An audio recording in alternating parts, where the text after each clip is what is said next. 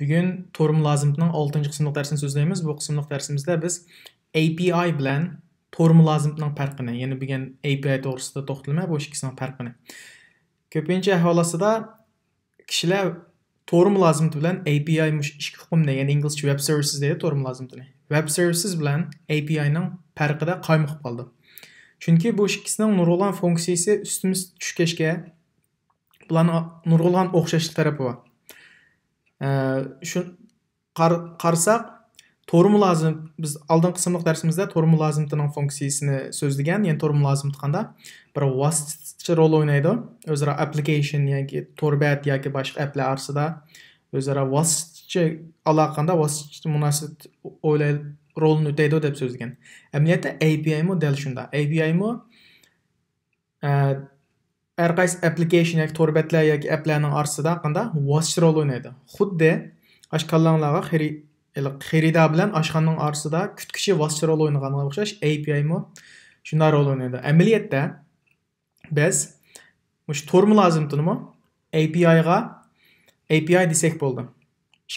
Ammo API ni qanda Tor mulazimati degilinmaydi. Chunki API degan intayin cho'ng hukm, Tor mulazimati degan ba'zi bir o'zining atalg'isida ba'zi bir cheklim bor.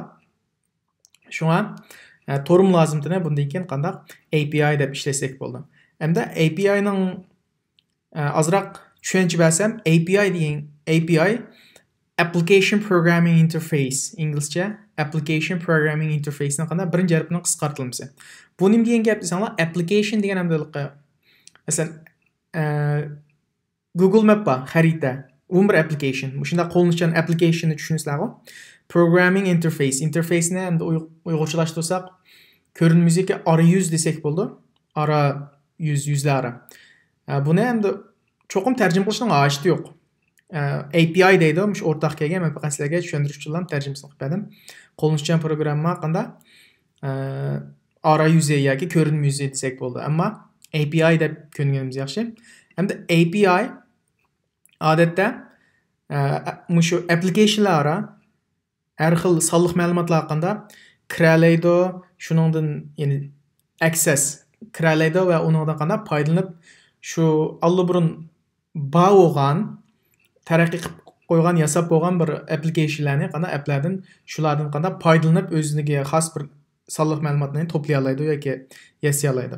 Bu application ham texmo tafsiliy so'zlasam API ni. API qanday qilib desanglar, mavjud bo'lgan program bilan o'zaro ta'sir ko'rsatadigan yumshoq detalni programlashtirish uchun ishlatiladigan ko'rinma deydi. Buningki bir ta'biri. Bu amaliyotda qanday buning API ning biz odatda men oldingi misol o'tgan Tor mulazimatininki masalan aeroplan bilet zakaz qilganlarga keltiringlar. Aeroplan zakaz qilgan shu API amaliyotda. Biz bir sonliq ma'lumot kirgizamiz, ya'ni bir request. Masalan, o'rnini qayerdan qayerga boradigan, vaqtini kirgizamiz, u bizga qanday bir response berdi. Mushuma amaliyot qanday API dan foydalangan bilan o'xshash. Biz odatda Tor mulazimatining ikki cho'ng turi bor. Birisi REST, yani birisi SOAP degan. Amaliyotda REST mi qanday API, REST API, SOAP API mi deydi. Hamda hozir biz bu API aslida shu kompyuter kashf qilingan vaqtda bu API ning bo'lganda kashf qilgan. Lekin bizning hozir da'vatgan bu API bizniki Tor API ni ko'rsatadi. Ya'ni web API deymiz buni. Web API qanday HTTP bu bir protokol. HTTP request yani talab yoki iltimos avatganda sonliq ma'lumotni nim bilan ya XML avatadi yoki JSON formatida avatadi. Biz oldin qilim darsini so'zlab o'tgan JSON format nimidan qanday? REST API JSON format, SOAP API qanday? XML format. Bu javobim qanday? Javobi JSON yoki XML format qaytadi. Response mi? Bu endi intayin oddiy oldida biz API ni tushunishda odatda bu biz to'ldidik. Iltimos avatib javob qaytgan chaqda buni biz qanday qilmoqchi? Validate qilsak bo'lmaydi. Bu o'ngishli bo'ldimi, bo'lmadimi deganda. Eng avval API ning bu validate ya'ni o'ngishli bo'lgan bo'lmaganligini aniqlash uchun biz bilmasak bo'lmaydi hukm. Shu HTTP protokol HTTP yani öz protokol bu P protokol degan gap. Mushuninki qanda states code degan uqumni bilmsak bo'lmaydi. Bu states code degan qanda holat kodi. Adat bir qadar states code'lar var. Buningda 2dan boshlangan bo'lsa 200 dan muvaffaqiyat qozonganligini bildirdi. Ya'ni bu bizningki iltimos muvaffaqiyatli qanda javoblanganligini bildirdi. 200 bo'lsa qanda success degan muvaffaqiyatlik, ya'ni okay. 201 bo'lsa created. Bu o'ngishliq hozircha kallamizda. Bek ishkirlab kirmay, men ishkirlab tushundirmay. 200 atrofida bo'lsa 200 qancha? Bu muvaffaqiyat o'g'irligini bildirdi. Agar 400 bilan boshlangan bo'lsa qanda buningki o'ngishsiz bo'lganligini, ya'ni bir xatolik ko'rganligini, bu xatolik nim tarafda deganda mush client tarafda, muomala taraf ko'rilganligini bildirdi. Masalan, biz ko'pincha hollarda ba'zi torbat kirsak, u ichilmasa 404 degan xat chiqadi. Bu nima deganda, ash muvaffaqiyatli bo'lmadi, avatga iltimos muvaffaqiyatli javoblanmadi degan gap. Ya'ni 404 nima? Not found, tepilmadi demakchi. Agar 403 chiqqan bo'lsa qanda, sizning unda forbidden bu yerga kirishingiz qanda cheklangan. Masalan, ba'zi torbatni ochammasak, qanda forbidden deydi. Andan keyin ba'zi torbatlarga cho'qim kirganda username shu sim bilan qanda maxfiy nomer bilan kirgan qilib qo'ydi. Hammasi shu yozuvchilar yoki ochiqchilar, developer buni o'zining ehtiyojiga asosan tanglab qo'ydi. Endi agar 500 dan bo'lsa states code, 500 dan boshlangan bo'lsa bu shu mulozimatirdan chiqqan masala ekan deymiz. Buni ham texnik tafsiliy amaliy tushunsak, masalan biz HTTP states code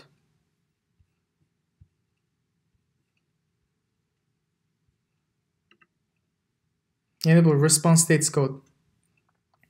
Yani 100'den, 200'den, 300'den, 400'den, 500'den müşahiye çıkanda bunun states code'ları buldu. Biz şunun qaraplan bizden bunun qanda muvaffaqiyatli bo'lgan yoki muvaffaqiyat bo'lmaganligini bilalaymiz. Yani bunu uyg'unlashtirsam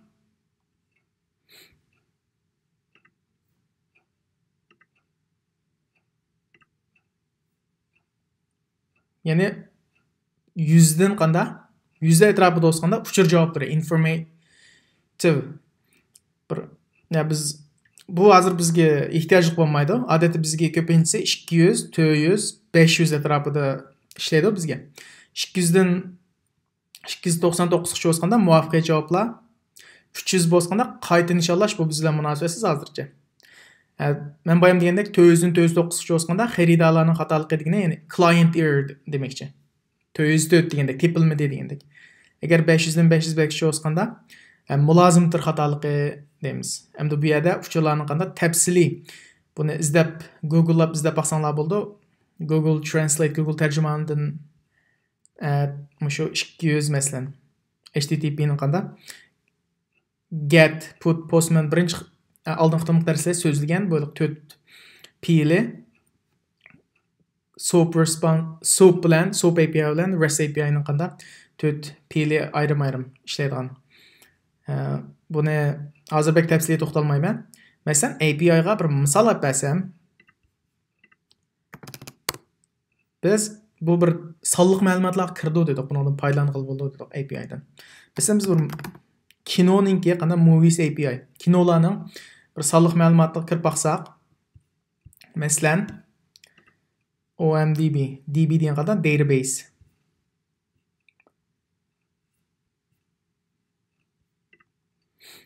Bir kinoni deylik, masalan Avengers degan kinoni ko'rganmi? Avengers nechinchi yil chiqqan? 2012 chiqqan-ku deyman. 2012. Mana bizning nima? Iltimos mana bu. Men qanday Avenger degan kinoni, ya'ni 2012 chiqqan year.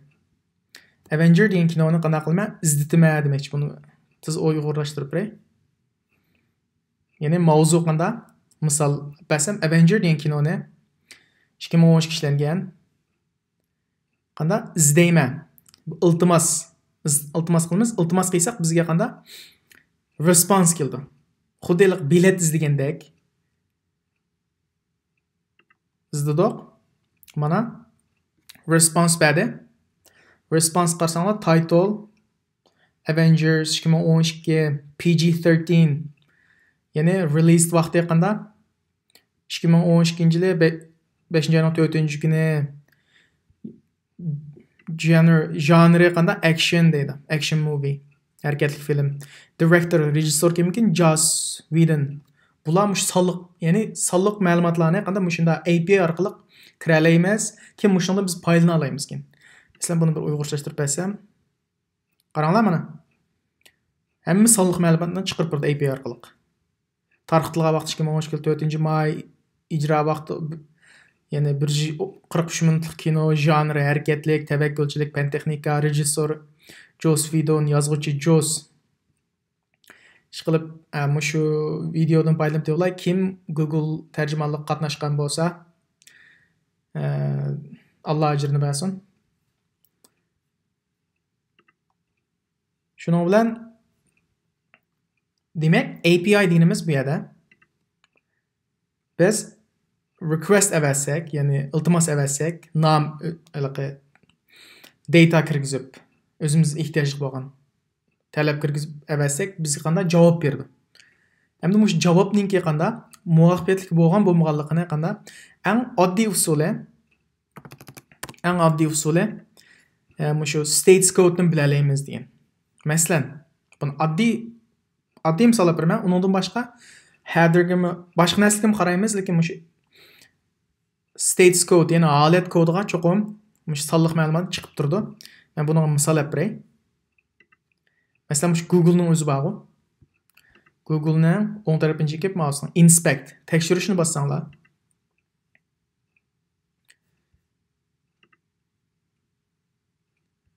Tamam, tekshirishni bossaq,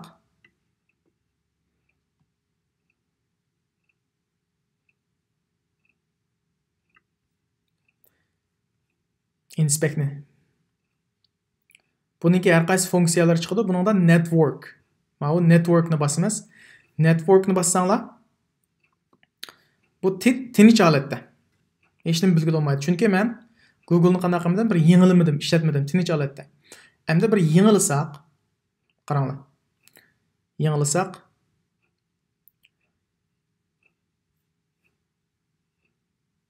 states'ni ko'rdingizmi? Muvaffaqiyatli yengilandi-ku. Mana states 200 emimiz qanday? Muvaffaqiyatli bo'ldi degan gap. Masalan, Google'ning o'zi qanday? O'zidan review. Mana mushu betning o'zi qanday? Headers. Mana headers qaranglar mavzuga. States code qanday? 200 bu muvaffaqiyatli bo'ldi. Buning request method code, ya'ni pl nima? Get. Uni keyin so'zlaymiz. URL adres qanday? Requestning bizningki requestning adresi ma bu. Bu muvaffaqiyatli bo'ldi degan. Agar ichilmagan bo'lsa nima bo'ldi? Men 404 deb muvaffaqiyatsiz bo'ldi deymiz. Bizning tekshirmoqchi bo'lgan narsamiz dal mushu. Undan boshqa nurg'un narsalarni tekshiramiz, faqat odatdagi mushu yuklanish qismini qanday eng oddiy qismini so'zlab turibman. Timing. Vaqti qanday? Qancha vaqt ketdi? 7.139 millisekund ketdi deydi. Millisekund. Shunchalik vaqtda yuklanib bo'ldi demoqchi. Masalan, men muvaffaqiyatsiz bo'lgan bir betni misolga beray.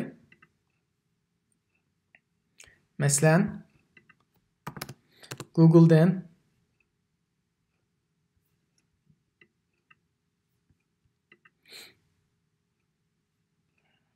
404 example page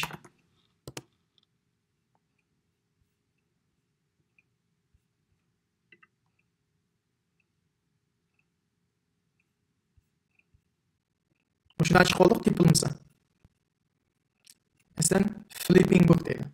Motor bet kiraylar. Flipping book.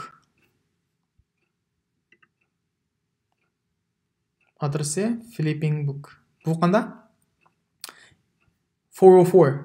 Yani 404. Yani states code, holat code qanday? 404 oldu, ichilmadi degan gap.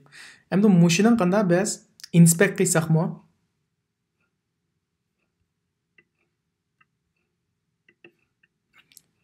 Inspect qilsaq networkdan. Yana bir yengilib o'tay.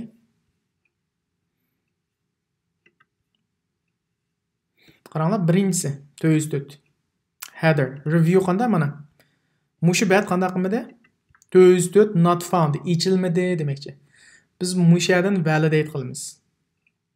404 dan. Undan boshqa men boyam so'zlaganimdek 404 not found. Mushu yer qanday kod nom bergan bo'lsa, shuningga asosan xatoligini biz bila olamiz. Bu intayin qo'llanishalik intayin yuqori. Bu bugungi darsimiz mushagicha.